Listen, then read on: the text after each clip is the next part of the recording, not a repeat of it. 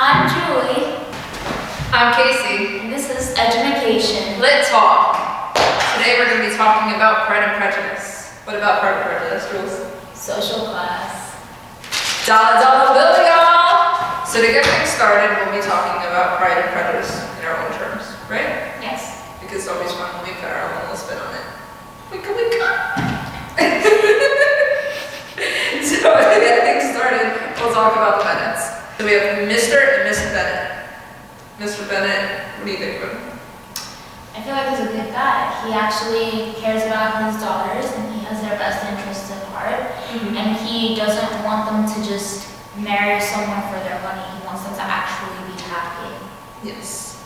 And then we have Mrs. Bennet, Complete opposite. who, yeah, she's just a fool. Like, she just, like, I guess she's like the laughing joke of Pride and Prejudice, right? Sure. She's Yeah. She's very ditzy, and she only cares about money, and she wants her children to go marry into wealth and everything, and that's really what she cares about. She wants them to be wealthy. Yeah. And like she goes about it by disguising it as her caring about her daughters. Like she's like, oh, I have their best interests at heart. I want them to marry into wealth. I want them to be like comfortable. But it's really going to benefit her Yeah. in the long run. So basically, like if her daughters marry somebody wealthier, it'll elevate her status. Yeah, and she'll be the talk of the town in a good way. Yes. But if she... It'll positively influence her. Yes, but if she goes and marries somebody that... Well, her children marry somebody that aren't of good social class, high money, then she's frowned upon. So, should we move on to the daughters? Yes. Okay, so then they have 5 daughters. We have Mary Bennet, Kitty Bennet, Lydia Bennet, Elizabeth Bennet, Jane Bennet. Jane Bennet being the oldest. Yes, Jane's the oldest, Elizabeth's the second. Then we have Lydia and Kitty, who, those are the airheads, right? And then we have Mary Bennet. Then there's a ball that's going to be happening, and Mrs. Bennet keeps talking about it. She wants her daughters to go and meet the guy who's going to be hosting it. Mr. With Bingley. Mr. Bingley. Because he's the new talk of the town. He's like the new rich guy that moves in. So of course, like, you have 5 single daughters. She has to get married. And then he has a sister with him, and that's Caroline. And then he also has his good friend with him, which is Mr. Darcy. And Mr. Darcy's wealthy as well. And then Bennet's sister, Jane, takes a liking to Mr. Bingley. Right. And Mr. Bingley returns that because he actually danced with her twice. Yeah, so it's like this big thing. Like, oh, he danced with everyone, but this girl he danced with twice. So yes. He must like her. Yes, he must have it coming for her. And then there's Elizabeth, who kind of gets embarrassed by Mr. Darcy. Because Mr. Darcy looks at her and goes, girl, you ain't looking too good. And you ain't that rich. So then after the ball, they all go home. And Mrs. Bennet wants Jane to go over to the Bingleys, right? To go and have dinner with them. But she knows that there's probably going to be a storm, so she sends her by horse and not buggy, because then she knows that they won't let her go back home in the rain and she'll have to stay overnight. So it'll leave more bonding time for the two of them. Exactly. And of course there's a storm, she gets caught in it, and the horse, and she gets sick. And Mrs. Bennet is really, really happy, but Elizabeth's like, no, she's probably really, really sick if she's staying there. She takes it as a joke, right? Yeah. Not really a joke, but she doesn't take it seriously. She likes it. She thinks it's a plan, basically. Yeah, It's she's like, oh, my plan smart- worked. Yeah, my smart daughter says that she's sick, and that's why she's staying there. But Elizabeth's like, no, she wouldn't do that, so she's actually sick. So then Elizabeth goes and walks, right, all the way to Mr. Bingley's house. And then she's greeted by Mr. Bingley and Caroline. And Caroline's just like, what are you doing in my house? And she's trying to like... Just insulting her. Yeah, like, oh, you have dirt all over your dress. Shoveled, Yeah. Yeah, like, what's wrong with you, girl? Why are you here? And Mr. Darcy and Mr. Bingley are like, wow, like, that was really courageous of you, and you're actually pretty. So then anyways, then Mrs. Bennet comes along with her two idiot daughters, Lydia and Kitty. And they kind of all joking around and making fools of themselves. Then, they propose that Mr. Bingley has another ball, right?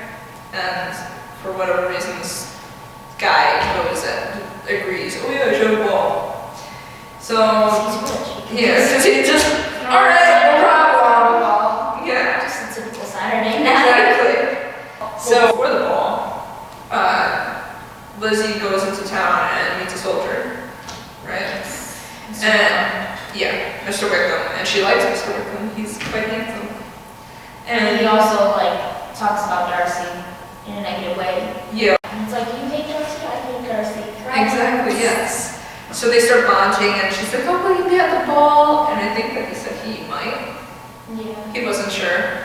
And, so yeah. But So then he ended up not going to the ball. Yeah. So she's like at the ball, she's like, I don't know why he's not here. And she's like looking for him, whatever. And Mr. Darcy has to dance with her. So then, I feel like that's when things yeah. started picking up. Yeah. To top it all off, Mrs. Bennet gets drunk and starts talking about how Mr. Bingley's going to propose to Jane. Right. And that embarrasses Jane. Basically gloating about it. Yes. Oh, this is going to happen. And then Mary goes and embarrasses herself and tries to play the piano and epically fails because she has no talent. So now the Bennet's name is kind of like squash. It's like, this family's embarrassing. And I think that's where They have no Carolyn... self-respect. Yeah, they have no self-respect, no money, and they're making fools of themselves. And I think that's where Carolyn starts being like, yeah, no, we gotta get Bingley out of this. Yeah, so she has a talk with him, and she's just like, hey, listen, brother. She like starts suggesting. Yeah, she probably just wants your money. Look at her mom. She's gloating about how you're gonna propose to her. You haven't even proposed to her. Like, well, what's wrong with you? Like, why would you want any part of this family? She kind of adds into it too. Like, you're right, they are poor. Yes, he Yeah. basically is the reason that Bingley cuts it off with Jane in the first place. Yes. Because being his best friend, he holds like such a big place in like Bingley's heart. Yes. And his opinion like carries. Matters because it's his best friend. Yeah. You're gonna listen to your best friend.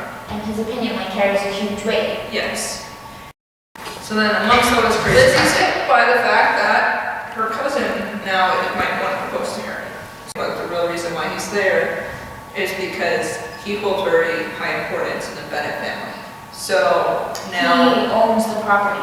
yeah. So during this era that Pride and Prejudice was written in, what happens is, even though Mr. Bennet has the property under his name, because when he dies, there's no other male that they had. They don't have any male children.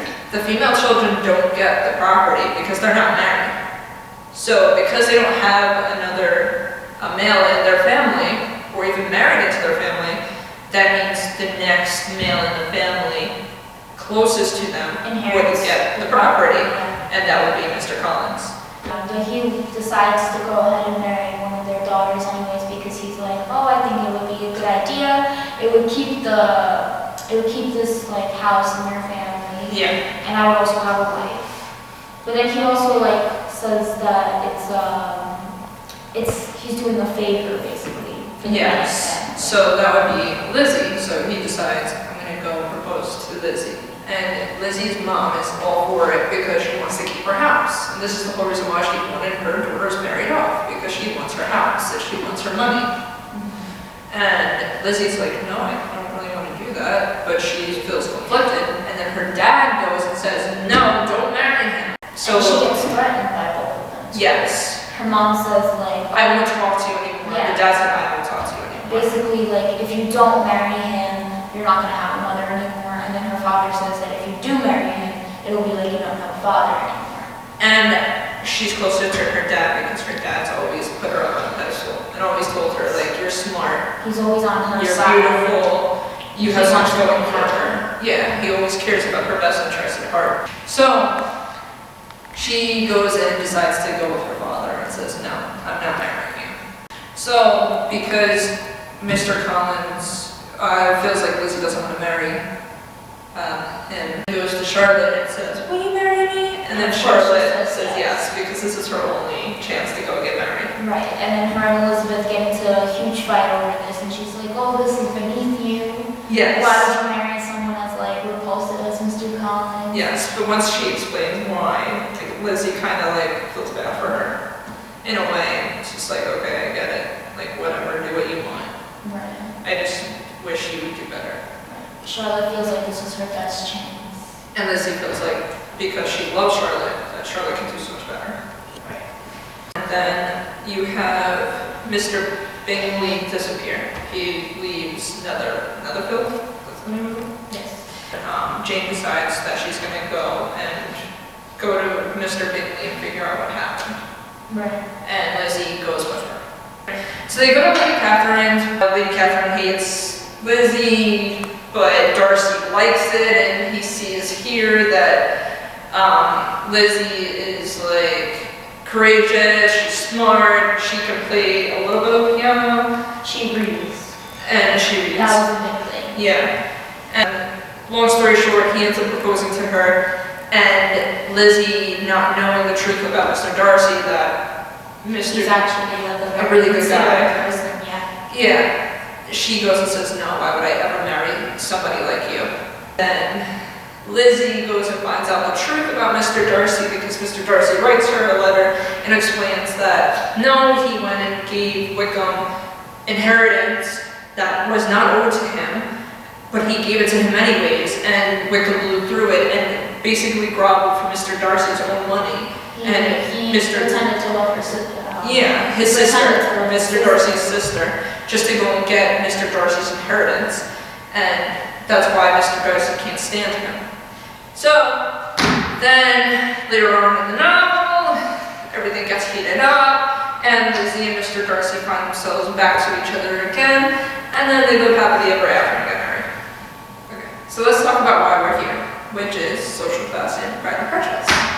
Alright, so social class definitely plays a major role in Pride and Prejudice. Oh yeah. We constantly see that there's like this giant hierarchy within the storyline. Yeah, it has to do with who owns what property, who has inheritance, who's rich, Right. all this fun stuff. And automatically, if you're not rich, then you need to marry someone rich. Otherwise you're worthless. Otherwise, yeah, you're worthless. And you have nothing going for you. And that was clearly displayed in Charlotte's relationship with Mr. Collins. Because again, she said, oh, nobody's going to marry me. And I'm not going to be worth anything anymore. Like, I'm going to be Yeah. dried up She this. says, I'm getting older, I need to get married. That's it. Like, I need a husband. I need somebody to go and financially take care of me. Right, and then the whole thing with Mr. Bingley and Jane and Darcy. Darcy convinces, Caroline's already like suggesting, hey, maybe you don't want to marry into this family, because they seem a bit greedy. But Darcy is the one that like convinces him to call it off. Yeah, because he's just like, they aren't worth anything. Yeah. And they're embarrassing. They're embarrassing and they just want your money. Like they're not worth the love. But I think that he got that vibe off of Mrs. Bennet, who once again, she wants his money. That's why that kind of like dynamic changed towards the end of the story. Darcy convinced him that like, hey, it doesn't matter what the family's like. If you like the girl and she loves you back, then... Because he realizes his own feelings for Lizzie, and it's part of the same family, but he realizes Lizzie's not like her mother, which could mean that Jane's not like her mother either. Right, you aren't your parents, basically. Exactly. You realize like what real love is, and you realize money doesn't come for love. Yeah. Like, it doesn't get you that far. It's nice, but it's not going to go and make you happy. Because at the end of the day, you're going to have to spend the rest of your life with this person. Money can always like run out. But if you're stuck in a room with someone and you have nothing in common with that person, how are you going to converse with them? Exactly. You have to make big life-altering decisions with this person. Like, what's Charlotte going to do? Mr. Collins. Exactly. You have to be able to be on the same page emotionally, physically, mentally. And yeah, if you let money go and sway you, then you're probably gonna end up unhappy. Yeah. And I think Mr. Bennett realizes this already. He already realizes, like, money's not gonna make me happy. Being in love with somebody would make me happy. Right. Which is why when Lizzie decides not to marry Mr. Collins, he actually agrees with her. He tells her, oh, like, you shouldn't marry. Especially, like, in the beginning of the book as well, like, you can tell the difference between Mr. Bennett and Mrs. Bennett, because Mrs. Bennett is all excited about, like, Mr. Bingley's arrival, and she's like, oh, like... She plays into it. She plays yeah, into she's this like, oh, social class. there's this rich man who's moving here, like, what we need to make sure that one of our daughters gets married to him. Yeah. Whereas Mr. Bennett is just playing it cool, and he's just like, oh, like, does it really matter? Like, So let's say that Pride and Prejudice took place today. Do you think that social class would have still affected them in the same way? yes. I think that social class still plays a very big role in today's generation. Yes, I don't think that it would have affected them exactly the same way. I still do think that it would have played a major role. Mostly because most people nowadays Are greedy. And they want somebody prestigious. They want, if you go to like a party or family function or something, they want somebody around their arm that, oh, he or she is a doctor. right. If you watch like certain, I forgot what movie it was, but there was a specific movie that I was watching, and they had a high school reunion, Okay. and The person's embarrassed because they're not where they're supposed to be, the right? girl didn't want to go. She was like, oh, I don't have, like, everyone's going to show up with their husbands, and I'm, like, 30 years old, and I'm single. Yeah. So she hires someone to play the role With the husband. of, like, her successful husband. And it's, like, again, not just any guy. Like, she gives him a very specific role. She's like, you have to be successful. You have to have, like, this good job. You have to make, like, 6 figures. Okay. It's very specific because that kind of... That's how our generation is. Yeah. But the main reason as well that she didn't want to go to the high school reunion was because when she was in high school, she was picked on a lot and she was bullied and she was seen as somebody that was inferior. So she wanted to go to her high school reunion and she wanted to like show them up and show them. Yeah, she's like, oh, look at where I am now. So she had like this handsome rich guy on her like arm. And the only way to do that is to flaunt what you have. Yes. And I feel like that's how everybody is nowadays. And back then, like as Pride and Prejudice, like you need something to go flaunt, like how Mrs. Bennet was. I need to flaunt that my daughters got married, and they got married to somebody that's rich. And the men let it affect them too. Yeah. Because usually you think that the women are going to be the ones that really care about it, but no, the men are like, I don't want somebody by my side who's coming from a poor family. Like, it's really sad. Because it would lower their social class. Exactly. So now that we got that out of the way, and we went and talked about Pride and Prejudice, we can go and end this lit talk, and we will see you next time. Peace!